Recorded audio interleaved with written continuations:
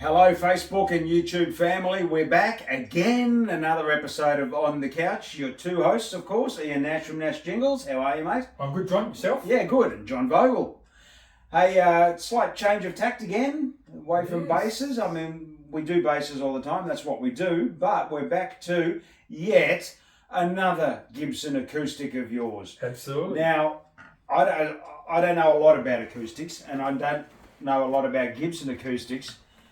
And I know nothing about this one, but I can tell by looking at it, by looking at the headstock and the lettering, the font, this has got to be a very special Gibson acoustic. It is, John. And this is my 1968 LG-0. Now, a story about this. When I was a kid growing up, a young guy I got to meet, Paul Bassani, his folks owned a music shop, probably one of Perth's leading music shops in Stirling Street in Perth, and it was called Theo's Music.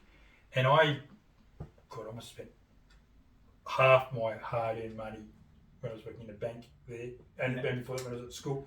I bought my first serious amplifier, bass amplifier. I bought an orange 100 watt with a great big Celestion speaker. So orange were around back then? Oh yeah.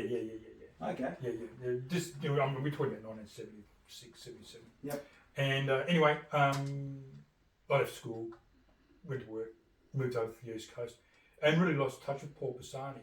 And look, I was on a trip to Perth in late 2014, and I thought, I'll go around to Theo's Music. Yeah, sure. Check it out. And they were getting ready to close down because his parents were retiring and they didn't want to. They were trying to sell business, but nobody wanted to buy it. And I think Paul was looking at either taking it over or something. But long story short, I went in and had a look around, and they had this old Gibson acoustic, and I thought, I've got to buy that. You know, it was at a really good price, and it's a pretty amazing guitar. 1968. 1968. So it's 54 years old. Yeah. I know that because I'm a year older and I'm really good at maths. That's good. And yeah, because I'm in finance as well. I just look at that, and to me that it just looks vintage and collectible. It is. And it's been well used. I mean, now when Gibson brought these out in the mid '60s, the LG-0, they were designed for a learning guitar, learning guitar, and they were for the junior market or the entry level market, market, and they were selling for, I think in Australia they were probably being known for about $120, maybe $200, which was a lot of money in the '60s back then. But it is a Gibson. It is a Gibson, yeah. Beautiful, and look, and so it's the smaller body. Yeah. Okay. So you're not talking about a dreadnought or the jumbos, but man, it's hard as nails, and it's real bone, real bone tunings, and so surprisingly, this has had a retrofit. It's got an LR Brags pickup in it. It sounds really good. Sounds amazing actually, and and I've got it tuned to an open G, so I can play a bit of Rolling Stones, and it's really good. I mean, it's hard to believe that these were for learners, learning, new guys and girls learning to play guitar. That this was designed for, because this is just such a sensational guitar. I mean, it's got a beautiful tone. I mean, it's obviously the walnut is, certainly well weathered for a 54-year-old guitar. But I mean, it's a really nice guitar. And look, I have thought about getting it done up and restored, but then I thought, well, then it would lose its character. I mean, it's and its story, and its... Well, yeah, that's right. And look, I don't know who previously owned it. All I know is it was sitting at Theo's Music for a number of years, and. I think the thing is, it's just great to get a guitar, even though at the time it may have been entry level, and it was probably one of the most popular guitars and they probably sold hundreds of them. Oh, they sold these in the thousands. But the thing is now, once you get to like 50 years old or 55 years old, because perhaps they were the cheaper end of the scale, a lot of them were just trashed, bashed, broken. To find one today, that I mean, look, it's as you say, it's worn. You can see, but structurally, it's still really good, and it sounds great. Oh yeah, and it holds tune. I mean, it's just to find one that old in that good a condition. Is just awesome. Yeah, no, it is. It certainly is. It is a great guitar. I use it between this and my L-00.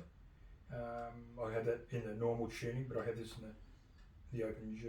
Yeah. So that I've got different guitars for my students. Yeah. Because I have one student that comes for 2 hours, and he'll bring both his guitars, and we'll play stuff in the normal tunings, and then we'll play a bit of Rolling Stones in the Open G, and that's what he wants to learn, and it works out really well.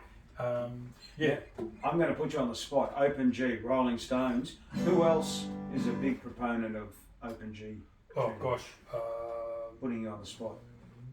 Go out of Dire Straits, Mark Knopfler. Mark Knopfler, yeah. Look, I'd say I mean, every guitarist probably. There's probably a million guitarists out there that use the Open G. It's just that it's you don't really know until you start wanting to play the song. Yeah.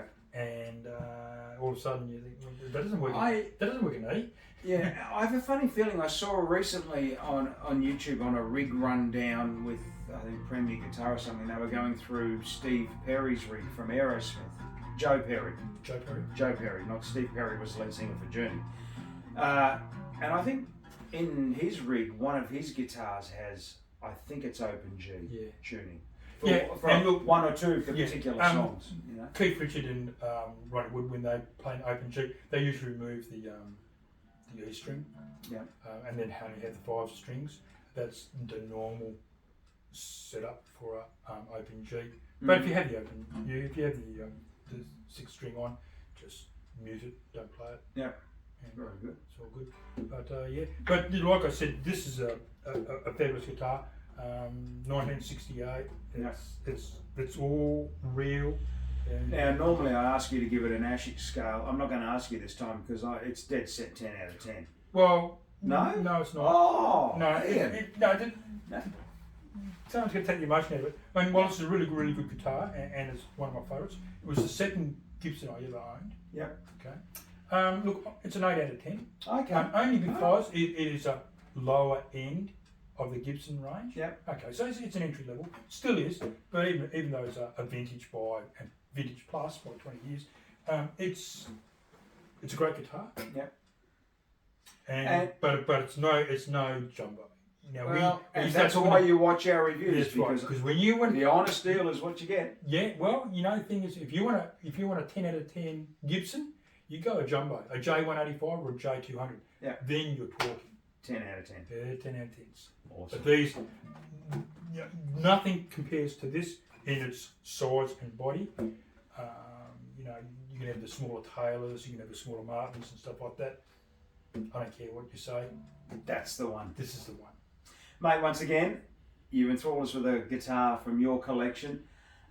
You never cease to amaze me what you pull out, and there's always a story behind everything, every guitar of yours, and logic and reason as well. So, mate, once again, thank you very much. Thanks, John. It's been great sharing the couch with you again. Yep. And for you guys, thanks for tuning in. Hit subscribe, share, like, all the usual stuff, and catch us next time. We've got a ripper of a show next time. You wait till you see this. No, any surprise teasers, sneaks? A little bit of Hawaii, a little bit of bassy. There's the clues. Stay tuned.